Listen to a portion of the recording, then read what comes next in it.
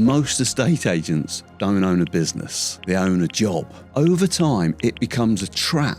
I remember saying to my team, "What's my name? Google? I don't know." And here's the uncomfortable truth. You built it that way. Most estate agents don't own a business, they own a job.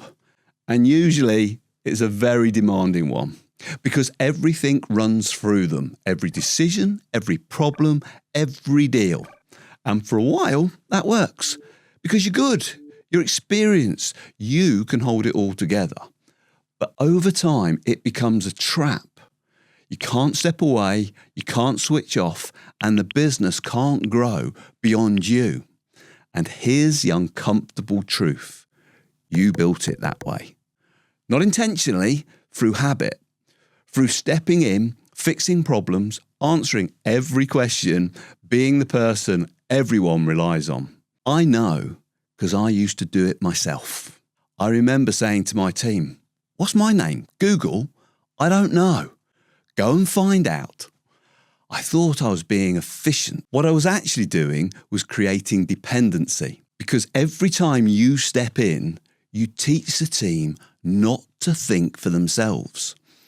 And over time, they stop trying, which means everything comes back to you. And now you're stuck in the middle of your own business. And then we blame the team. They're not good enough. They don't take responsibility. They always need help.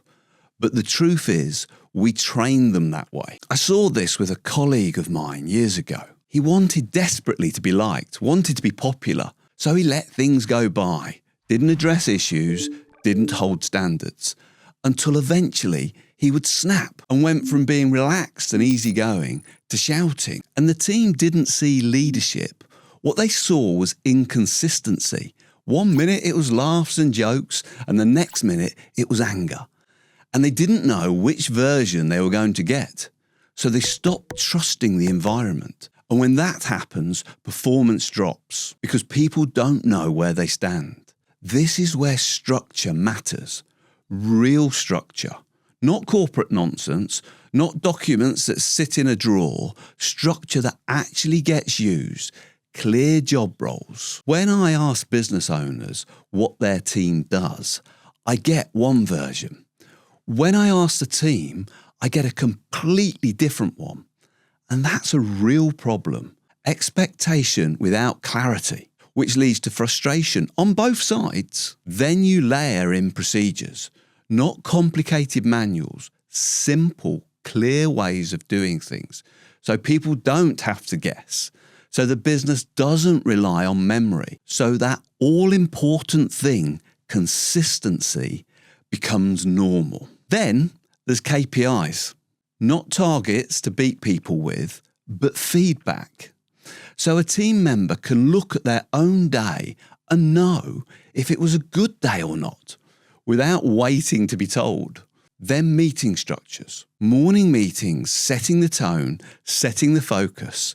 Reviews, providing feedback, keeping everyone aligned. Not waiting until something goes wrong and turning it into an autopsy. Because by then, it's all too late. Let's talk mission, vision, and values. And I know this is where people start to switch off because it sounds so corporate, something you stick on the wall and ignore.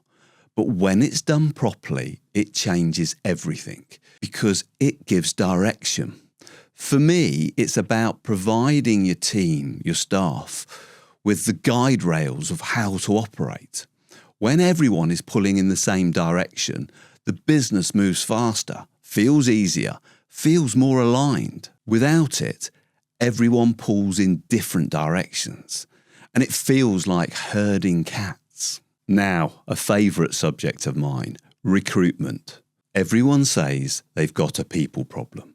But how seriously do you treat hiring? Because the right people on the bus changes everything. So does your recruitment process reflect that importance? Or is it a quick chat in the back office and a gut feel? As salespeople, we're guilty here. We try and sell the job relentlessly in some occasions, when actually we should be listening, understanding, and letting them do the most of the talking.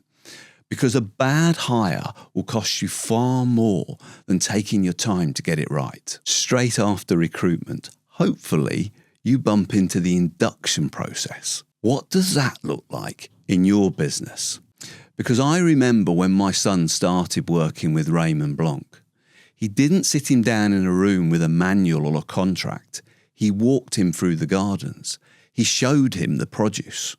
In particular, he was very passionate about tomatoes. He explained the philosophy, garden to table. He made him feel part of something. And that's what great businesses do. They don't just train people, they align them. And all of this comes back to one thing. If your business only works when you're there, you don't own a business, you own a job. And the moment you start building structure, clarity, alignment, everything starts to shift. The team steps up, the pressure comes off, the business becomes scalable, not because you work harder, but because you stopped being the center of everything.